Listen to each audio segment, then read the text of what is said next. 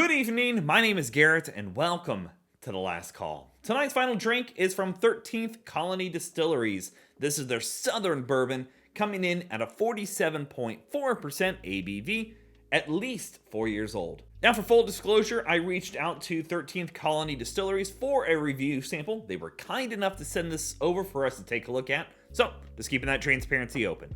13th Colony Distilleries is doing some amazing work in their spirit lineup. Their Southern Bourbon or Rye is really hitting a lot of people's shelves right now. Unfortunately, it's not here in Indiana yet. I'm hoping that changes in the future. But I've already reviewed their gin and vodka, which is really phenomenal stuff. I was a big fan of their gin. But their bourbon is the one that so many people are talking about right now. And there's a lot of great information about it. First of all, we do know it's between 4 and 6 years old. And they tell us the mash bill, which is 70% corn, 21% rye, and 9% malted barley.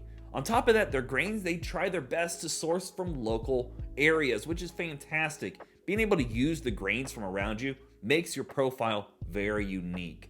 So let's just go ahead and jump into things. As always, we're going to be trying it 2 different ways. First way, neat, no ice, no water. Second way, we'll add just a drop of water, see if anything changes up. And as always, make sure you like the video, subscribe to the channel, hang around for a bit, pull up a chair. If you're interested in some other spirits of 13th Colony Distilleries, their links will be up above and down below when they're live, along with a link to their website, so you can go check them out for yourself and learn a little bit. Take a look, see if they're in your area or not. That is dark. Oh my. That is like dark rum colored. Like Coca-Cola, like a flat Coca-Cola color. Oh my. I'm excited. Let's go for notes. Ooh, that is rich leather. Beautiful grains in there. Nice light spices going on. Definitely get a dry cinnamon. A little earthiness going on too. Beautiful though. Very hefty. It's got a great body going on. Very thick.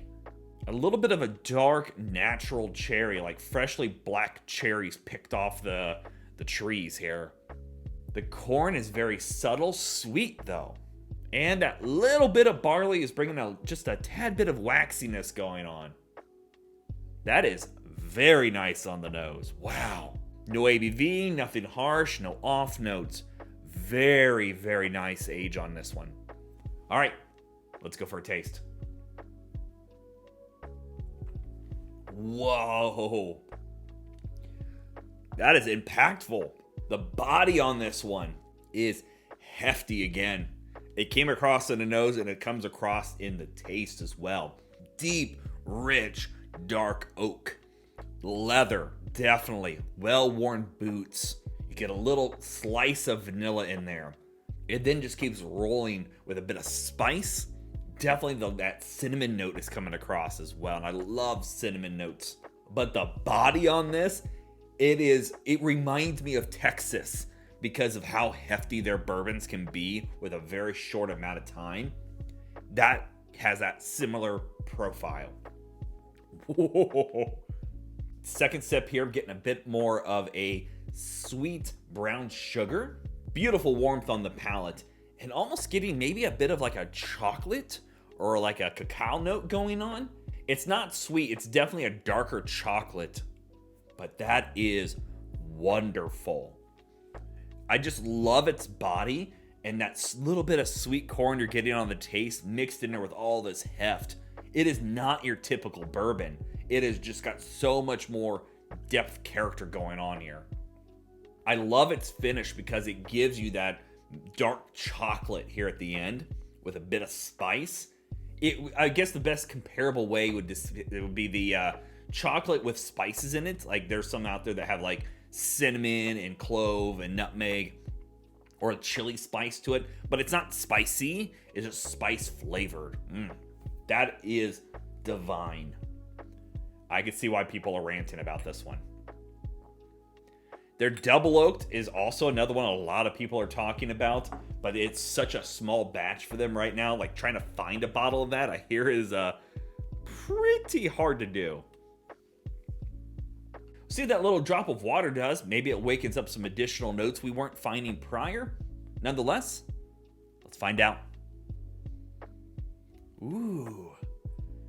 Yeah, so the depth that I was getting, that body is a little lighter. You're getting a bit more spice now, and the cacao note is going more semi-sweet now. Oh, that's beautiful. Besides that, it's got a lot of similar characteristics going on. Oh, it's getting more and more rich and velvety over here in the neat one. That is just as pretty. A little sweeter and a little bit more on the spice characteristics as well. All right, let's go for a taste. That's really good. So that drink's more common bourbon-like. Like if you've had a lot of Kentucky straight bourbon whiskeys, getting a little bit more of the vanilla oak caramel, that is very classic, but the cacao note, that milk chocolate, semi-sweet chocolate going on now is phenomenal. You still get the spice layers, you're still getting all the characteristics throughout that the neat version brought. It doesn't have quite the same amount of cling on it, which is not uncommon for whiskeys when you add water to it, but very similar in almost a very good way. The cling on that, though, coats the palate beautifully, sweet, but yet such earthy, dark, rich notes. As always, it doesn't matter what you drink or how you drink it, as long as you enjoy it. Either way is fantastic. The neat version definitely has a lot more character to it, but I gotta give it credit. It holds up very well with that drop of water. Big thumbs up on that one. All right, let's talk about market price, because we all know market price is market price, and it's always going to vary. Looking around online and on their website, they sell this for $45. And to be honest, at $45, this is a steal of a product. I would pay more than this. I'd pay $50 for it. I wouldn't blink if this was on the shelf for $50. It's worth that. It's coming from a great craft distillery. They are bringing out some beautiful flavors using local grains, and I love seeing that. The transparency, we also love seeing here on the channel.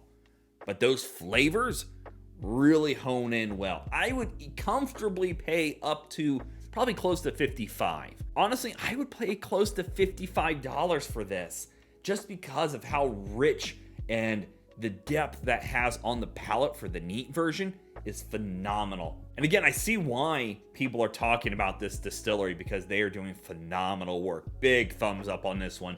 If you see this on the shelf and you haven't picked it up, you need to. And again, big thank you to 13th Colony Distilleries for sending over this sample for us to take a look at today. If you're interested in what they're doing, a link to their website will be down in the description area below. Go show them some love. And yeah, there you have it, folks. 13th Colony Distilleries Southern Bourbon. If you have any questions about the bottle itself, let me know down in the comment section below. I will do my best to answer it. And if you have any specific spirits I should go looking for, also let me know down below. Love doing these reviews and sharing with you the experience at home. And as always, may your last drink of the night be the best one.